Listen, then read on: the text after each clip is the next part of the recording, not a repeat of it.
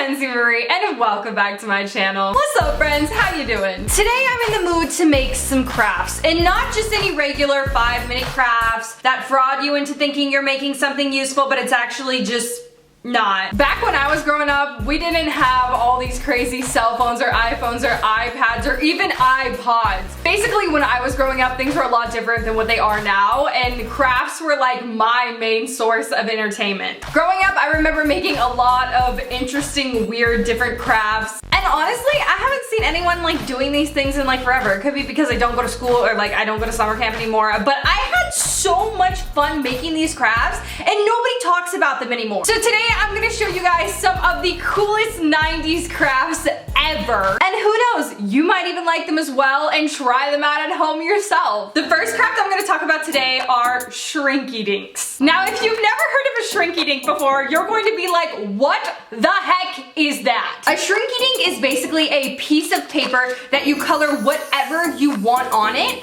and then you stick the piece of paper in the oven and the picture shrinks down, it hardens, and it turns into the little picture that you made. Now you can make these into like earrings or jewelry pieces, necklaces, even keychains. Like anything you want to hook your shrinky dink to, you totally can. There's so many things that you can make shrinky dinks into. You can turn these things into magnets. Like it's crazy the things you can do with it. And all you gotta do is color, cut, and bake it.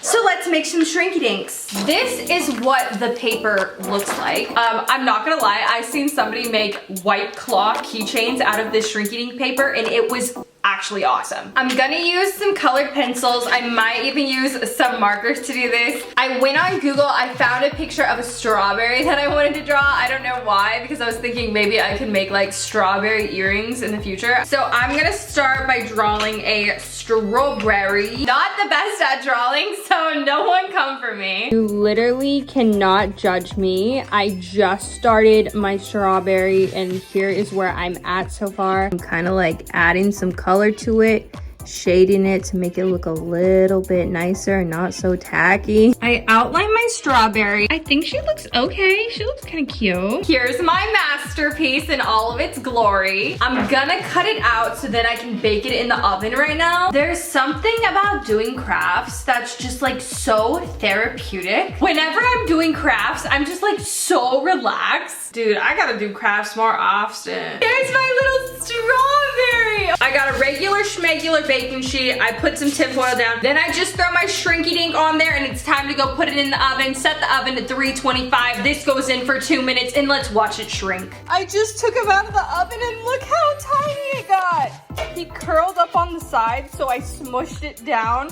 with a cup because I didn't want it to be all curled. But it literally looks so freaking cute. I just took my shrinky dink out of the oven. Do you guys remember how big it was when I was coloring it? Look at how tiny it got. It's all tiny and it's like a thick piece of like plastic now. Like if I would have punched a hole in it, I could have like turned this into like an earring or like a necklace or something like that. Is this not the cutest little strawberry you have ever seen? Dude, I love shrinky dinks. This is so freaking cool. I love little crafts like this. Thumbs this video up if you think this is awesome. If you're bored and you want something to do that's fun and it's creative, go get you some shrinky dink paper. It's literally like $4. I'm gonna say that this 90s craft was a complete success. Let's move on to the next one. For the next craft, all you're gonna need is an iron and a perler kit. Through middle school, high school, and elementary school, I would always make perler beads. These are what perler beads look like. So they're basically just like little colored beads and you stick them on a little stencil and then you make a picture out of them. Once you've made your picture, you melt it together with an iron and it comes out looking awesome. Now, if you're a child and you're doing this, I highly recommend you doing it with a parent because irons can be very, very dangerous. I remember doing this craft all the time with my aunt when I was growing up and we made so many things. If you go on Perler's website, they have so many designs on there. They literally have everything from like SpongeBob to like Disney characters, Hello Kitty, Harry Potter, like anything you could possibly imagine. There's probably a perler design on Perler's website for it. I got a perler kit that came with these little designs on it, so I'm going to be following this rainbow design right here. I got a whole kit of perler beads, plus it came with a stencil to hold your beads on it, and this was literally like $6 and it came with 2,000 beads. So I'm gonna be able to make so many different designs with all of these colors. I literally have like every color in the rainbow right here. So let's get to making some perler pictures. Here's the design I'm going to be following. I'm just going to completely follow the pattern until I have it completed. I just finished making the top of the rainbow. Now I gotta do all the little clouds. I think it's coming out so well. It looks so cute. I can't wait to melt it. I'm going to press my iron on it for about 30 seconds. Ooh, I can already see the beads melting. Ooh, look at it. All of that's already melted up there. It's fusing together. Now I just gotta do these ones down here. I think she's melted. Yes, she is.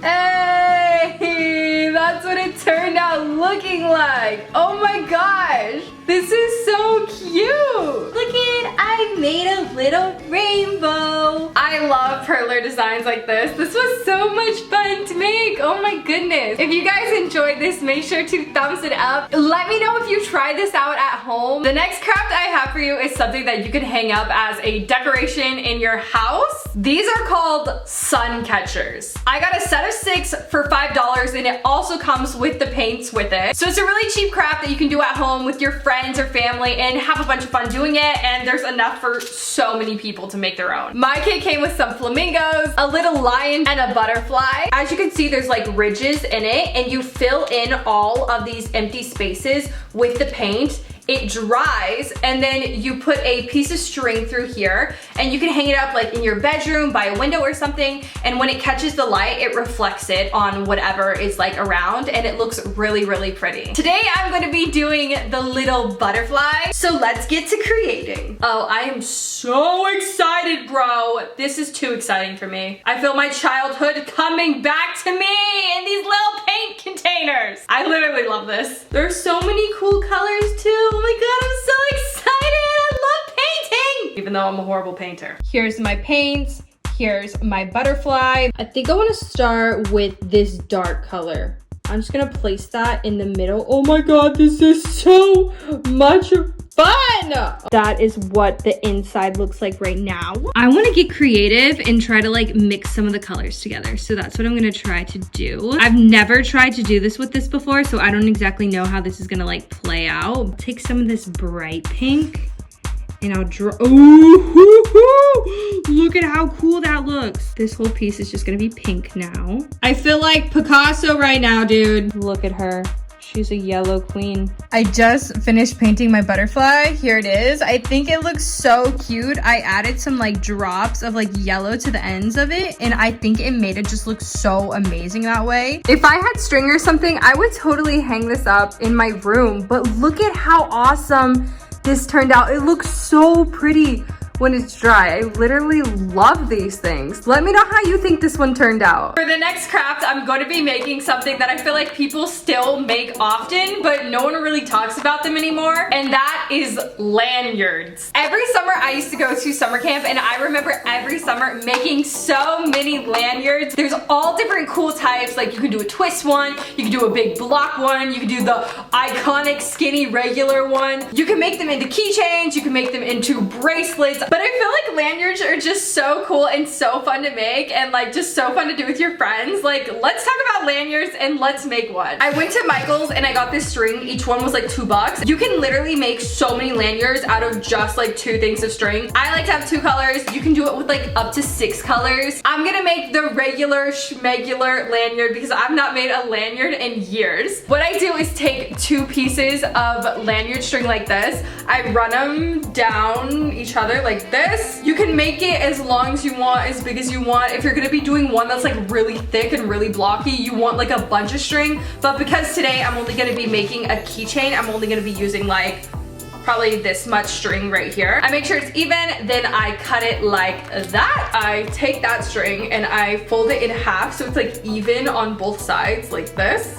I fold it in half, and the ends that I didn't cut, I pinch the top of it and then I twist one over each other. So it looks like an X like this, or it looks like a plus sign. And then I just tie that into like a regular schmegular knot. Now that I have a knot, I'm ready to start making my lanyard. I'm gonna do my best possible job to explain how you make this, but once you get it down, it's pretty simple. At first, it's a little complicated to do it, but if you start with a knot method, it's gonna be way easier than if you started with the regular methods. If you wanted to make this into a keychain, all you would have to do is take one of those keychain loops, and where we just made the knot, you would just put the keychain ring, like you would tie it into that knot, so there would just be like a keychain ring right there. Or you could do the keychain part at the end. It doesn't really matter. It's whatever you feel fit. Here's what it should look like right now after you just tie one knot into it. Take the top two colors and you crisscross them over each other. So it looks like that. The other two colors on the side, over this string and under this string. So you just put it in like that.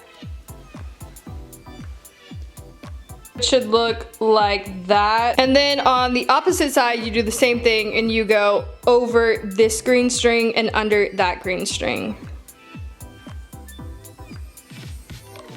Once you got this whole situation going on, you just pull it and boom, you have started your lanyard. You just keep repeating this process over and over again until you have made your lanyard as big as you want it to be. And honestly, it's pretty simple. Once you've done that a bunch, it should end up looking something like this. You can tie this off like this, or you could put a little keychain ring at the top of it. I'm just gonna like tie mine off. I just literally do like the biggest knot in the world and just push all of the string through it. Like that's how I've always done mine. Once you get this technique down, there's so many different types of patterns you can do and make them so pretty. I'm always gonna love lanyards. I don't know what it is about it. They're just like so fun to make and they're so cute. It's almost like making a friendship bracelet, but a keychain edition. All right guys, so that's all the 90s crafts that I have to share with you guys today. If you wanna see another video like this, make sure to smash that thumbs up button and let me know in the comment section below. Be like, Kenzie, make some more 90 crafts, because I would totally love to see that. If you haven't already, make sure to hit that subscribe button down below, hit the bell button, turn on your post notifications so you can be notified the next time I upload a new YouTube video,